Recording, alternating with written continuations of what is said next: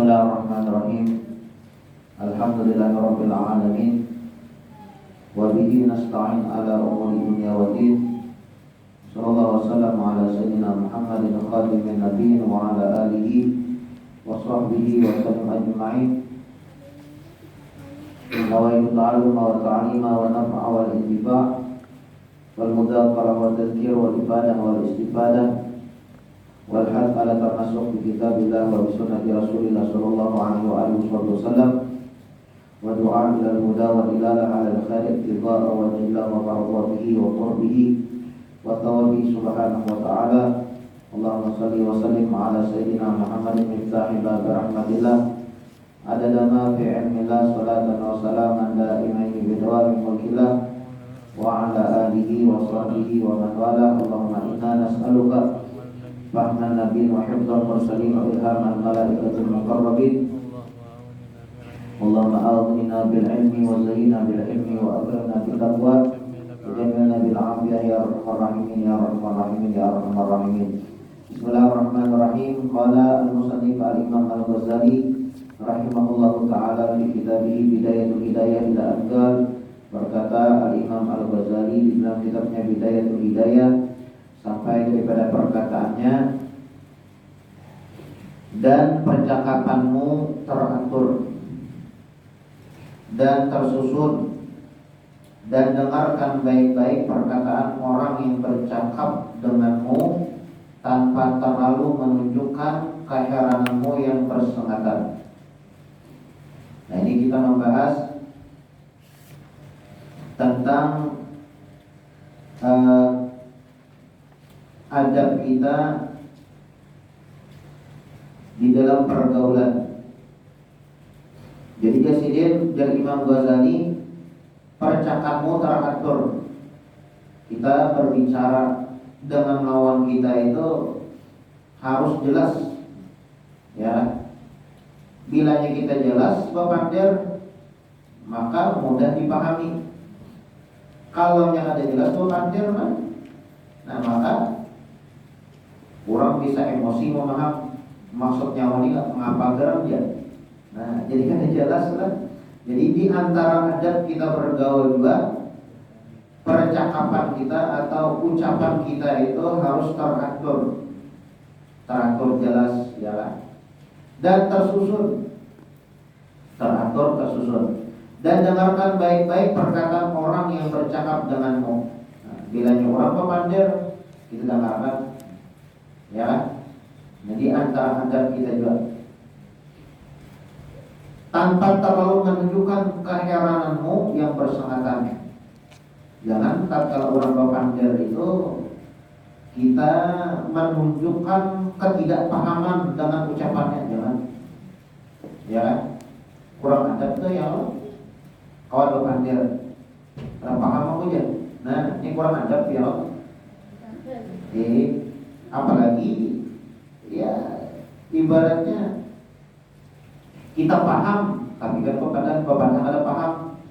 Nah, kita paham misalnya, ada paham aku aja. Apa yang kita maksud? Nah, ini kan baik ya Allah. Nah, ini adab yang diajarkan oleh syariat kita. Dan jangan engkau suka meminta ulang percakapan orang yang bercakap denganmu. Nah, di antara adab juga, bilanya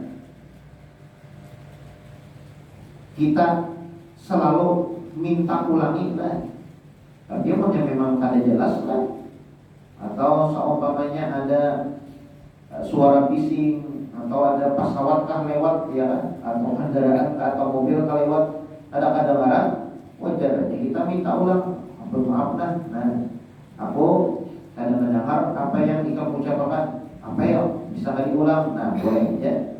Tapi lah, ibaratnya sudah jelas, 2, 3 kali, 4 kali kita minta ulangi. Nah, ini kurang adab, ya kan?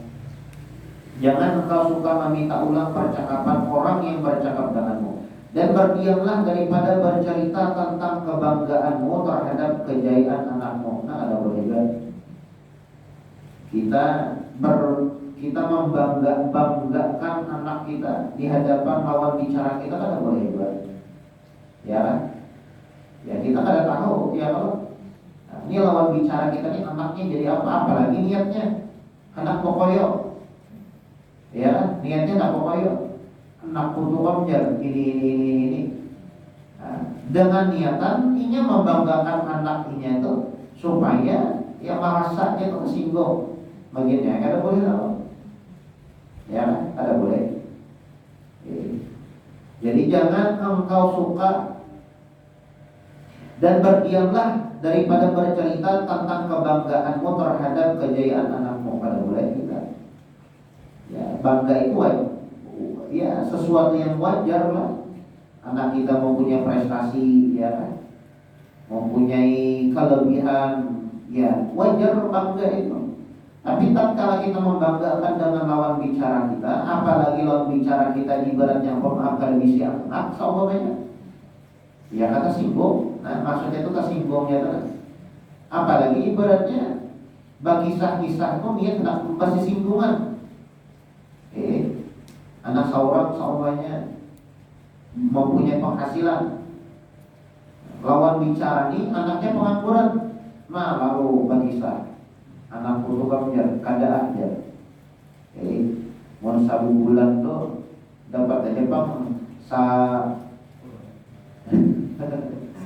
jadi siapa seumpamanya dapat ya bang ibaratnya 100 juta, misalnya ya oleh.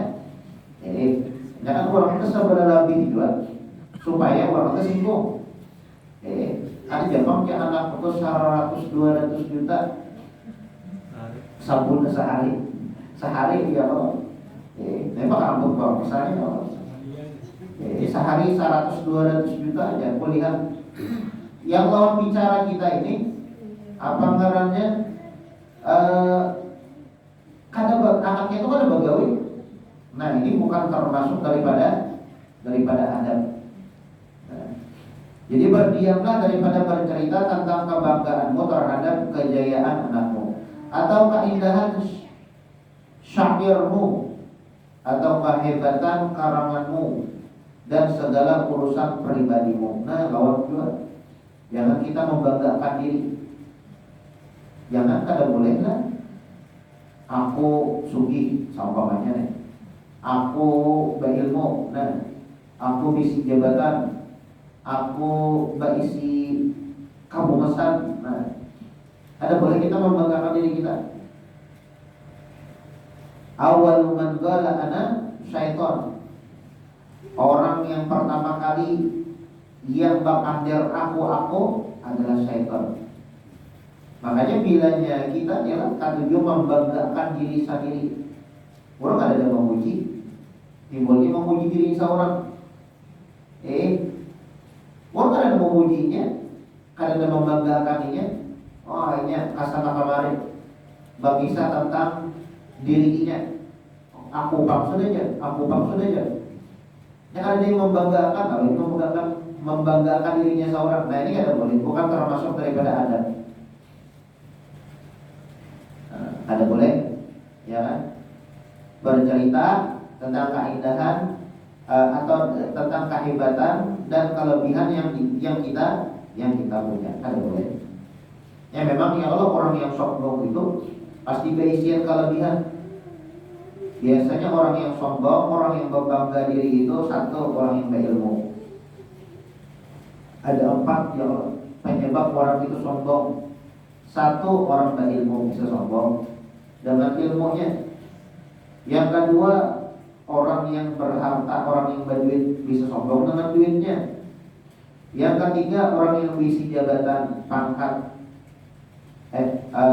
Yang kedua tadi, orang yang berisi harta atau jabatan bisa sombongnya. Yang ketiga, orang yang berisian nasab bisa sombong. Aku keturunan ini, wah itu bisa sombong kan. Kemudian yang keempat, yang terakhir, orang yang mempunyai kecantikan atau ketampanan.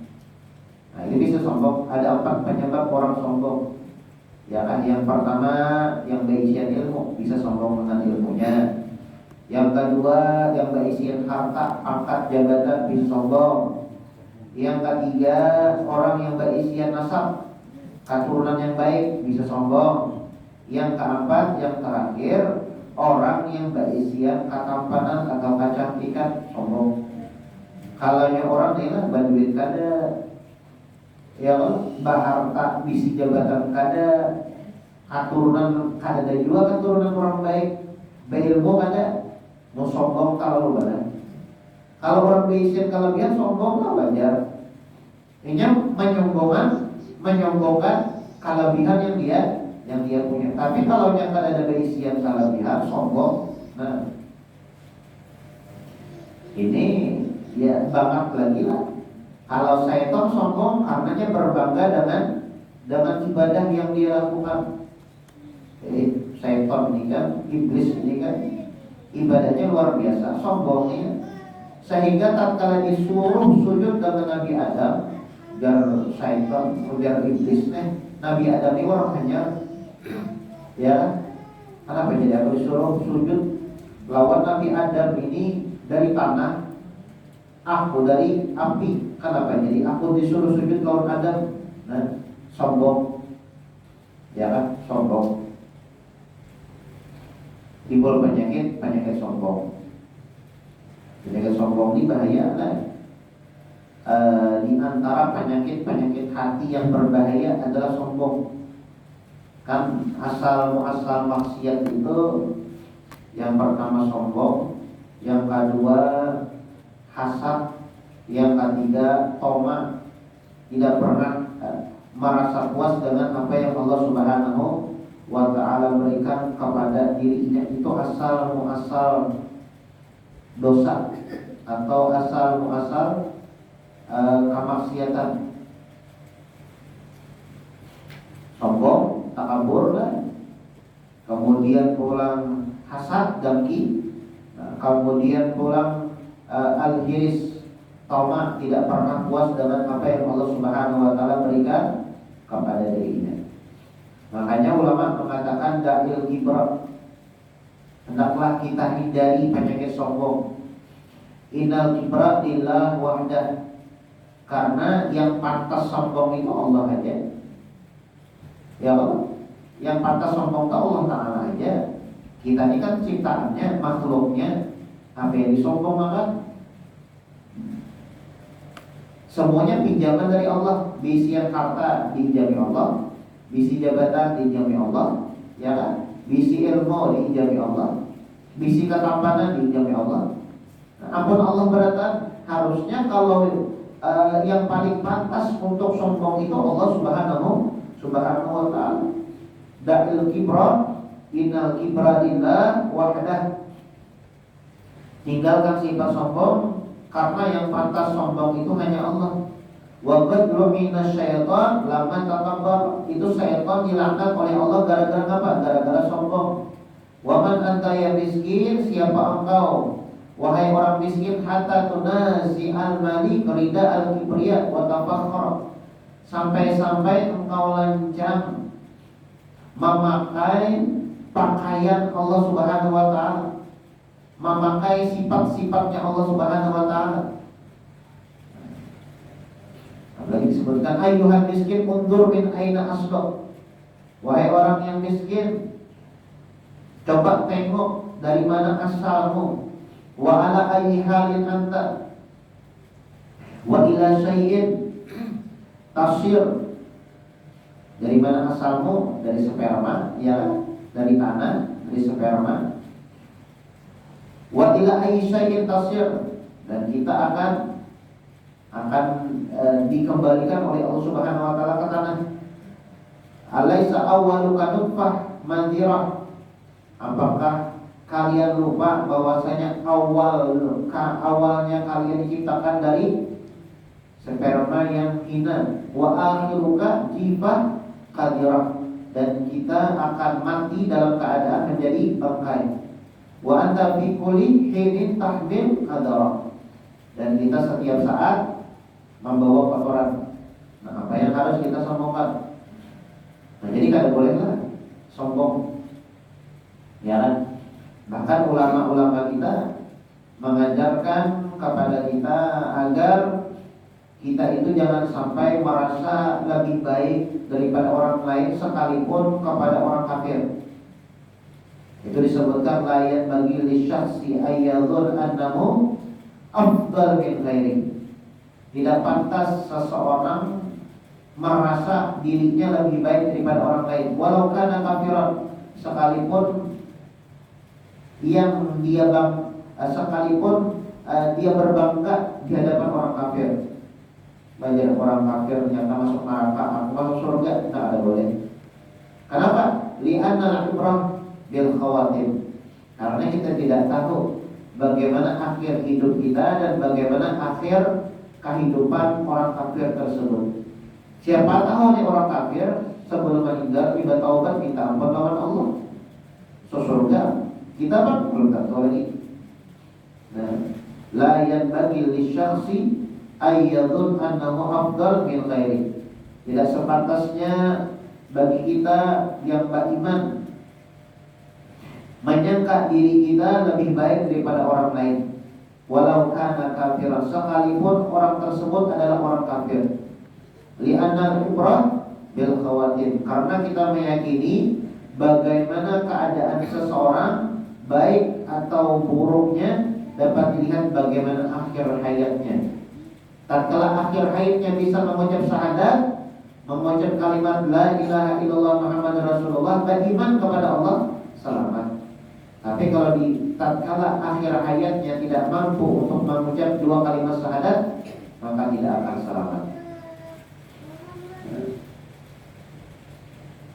Makanya lah Al-Imam Al-Haddad radhiyallahu anhu, beliau mengajarkan kepada kita tatkala kita bertemu dengan orang yang lebih muda atau lebih kecil daripada kita, maka hendaklah kita katakan di dalam diri kita, hadza lam ya'sillah. Ini orang karena umurnya anum pada aku ketuha. Orang ini anak nyatanya nih maksiatnya kada sebanyak maksiat yang pernah aku lakukan. Masih aku Tuhan, banyak maksiat yang sudah dilakukan, punya lebih baik daripada aku. Tapi bila kita berhadapan dengan orang yang lebih Tuhan daripada kita, maka kita harus berprasangka hada abadallah gabri. Ini orang Tuhan ini lawas sudah beramal beribadah tatuha pada umurnya. Aku hanyaran dia. Fala syakka annahu khairun minni. Maka tidak diragukan lagi orang Tuhan lebih baik daripada aku, ibadahnya lebih banyak daripada aku. Nah, seperti itu ulama-ulama kita mengajarkan kepada kita.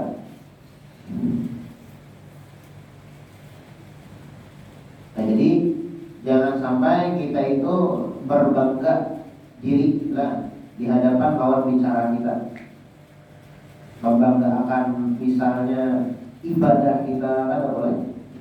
Ya terkadang tuh di dalam sebuah perkataan itu disebutkan maksiatun auratat dzullan wa iftiqara khairun min ta'atin auratat izzan wa istikbar.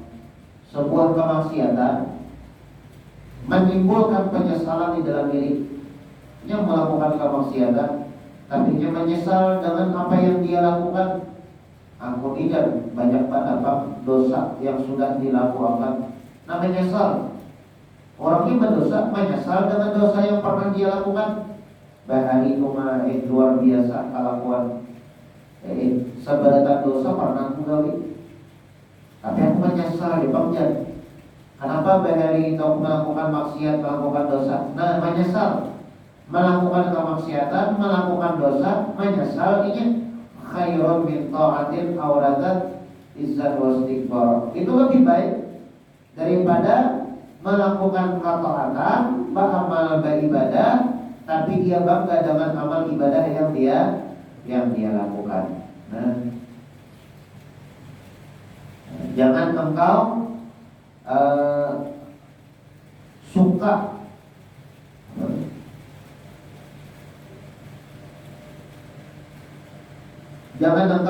meminta ulama dan berdiamlah daripada bercerita tentang kebanggaanmu terhadap kejayaan anakmu atau keindahan syairmu, atau kehebatan karanganmu, dan segala urusan pribadimu. Dan jangan engkau suka berhias seperti berhiasnya perempuan.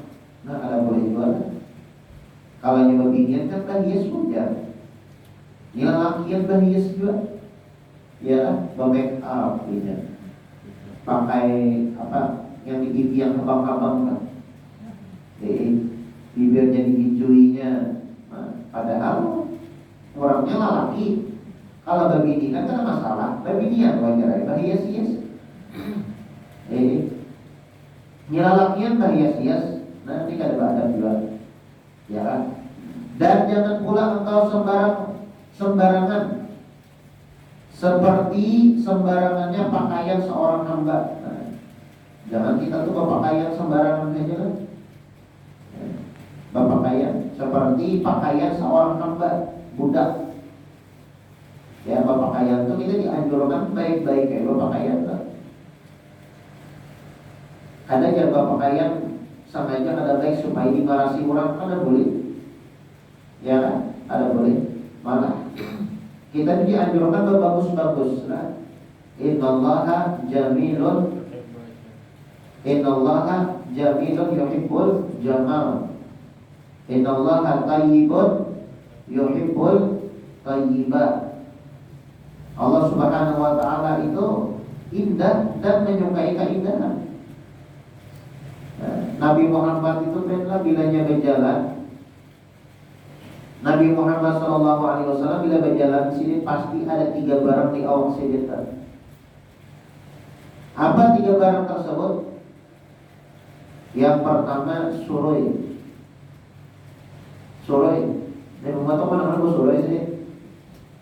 Yang kedua siwak. Yang ketiga sapu tangan. Suroi, siwak, sapu tangan. Coba kita lihat. Itu 3 barang itu menunjukkan Nabi Muhammad ini bersih. Ya kan? Suroi berarti saja itu rapi. Ya, aksi bersuroi. Ada acak-acakan rambut kalau ada. Kemudian pulang siwak. Siwak itu kan sedang membersih gigi. Ya kan? Nah, sedang membersih gigi. Sapu tangan. Nah, sapu tangan itu kan sedang malap-lap apakah saumpamanya malap-lap. Nah, artinya Nabi Muhammad itu orangnya bersih. Ya, bersih. Jadi Islam itu mengajarkan kebersihan. Nah, jangan pula engkau sembarangan seperti sembarangannya pakaian seorang hamba. Dan jangan pula engkau terlalu banyak memakai celak mata atau minyak rambut. Jangan juga terlalu banyak lah. Celak mata kayak pocong lagi. Jadi kira mata sebagian bacalah. Nah, jangan juga kan. Ya sedang-sedangnya ya. Jangan terlalu banyak. Bacalah itu bagus lah. Bacalah itu bagus, sunnah Nabi. Nabi Muhammad itu waktu juga bacalah saja. Bacalah bagus. Nah, jadi kan mau nyatakan bacalah, malah nyatakan oh ini gawian Nabi Muhammad. Ini sunnahnya Nabi Muhammad SAW. Bagus bacalah. Celak mata. Nabi Muhammad itu pakai celak mata ismit. Bagus ya kan, celak mata kan. Bahari lah banyak akan-akan tuh dicalak kuitannya. Wah ini jarang kan. Jadi padahal bagus calak kan. Nah, sunnah Nabi. Sunnah Nabi. Jangan terlalu banyak juga. Bacalak terbaik ya Allah. Bacalak banyak banget lah. Atau banyak memakai minyak rambut. Nah, jangan juga. Minyak rambut, nah, banyak. Ya, memakai. Ada baik juga kan? Ya, sadang-sadang saja. Dan jangan engkau menggalakkan orang lain untuk melakukan sebarang kezaliman. Jangan juga kita itu mensupport orang lah untuk melakukan kezaliman. Jangan.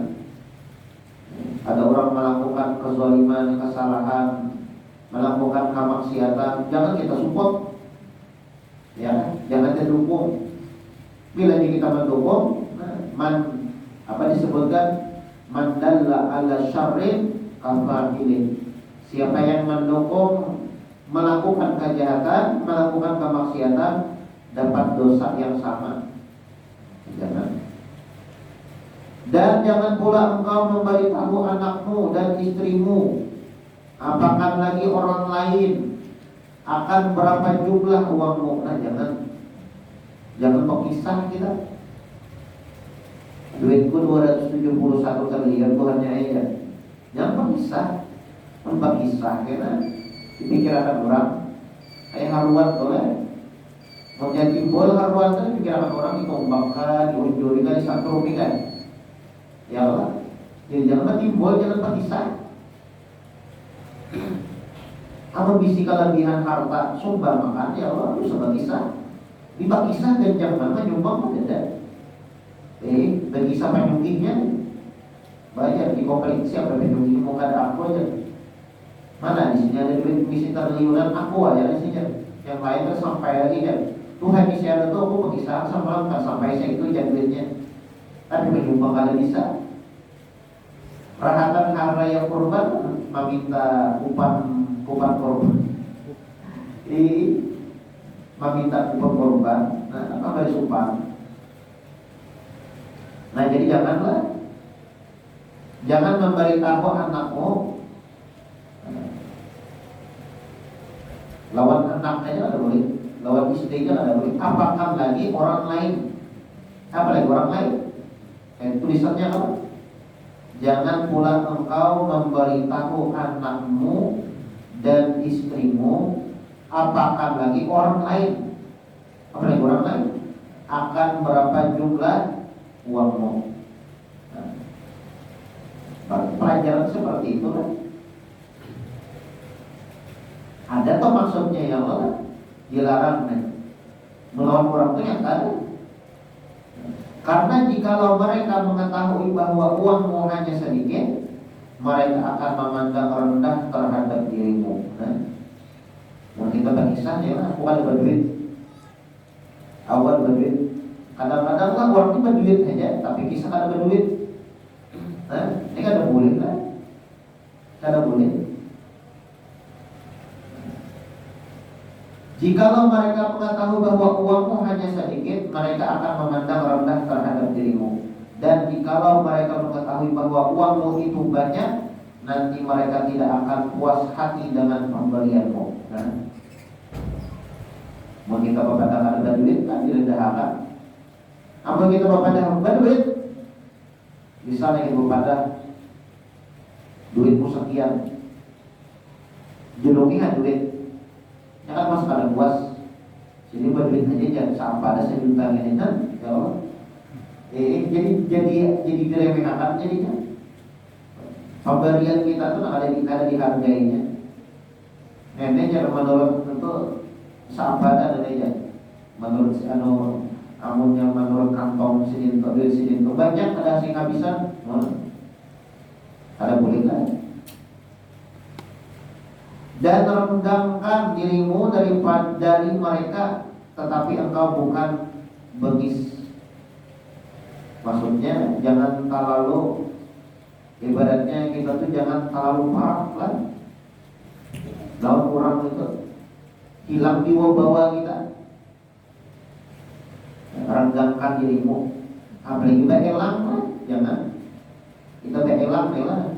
Kalau rancak kasihan tuan rumah. Jadi tuan rumah ini aja yang datang. Pokoknya bilanya sore mengatok lawang iya toh, dan nyata ada si anak yang datang ya.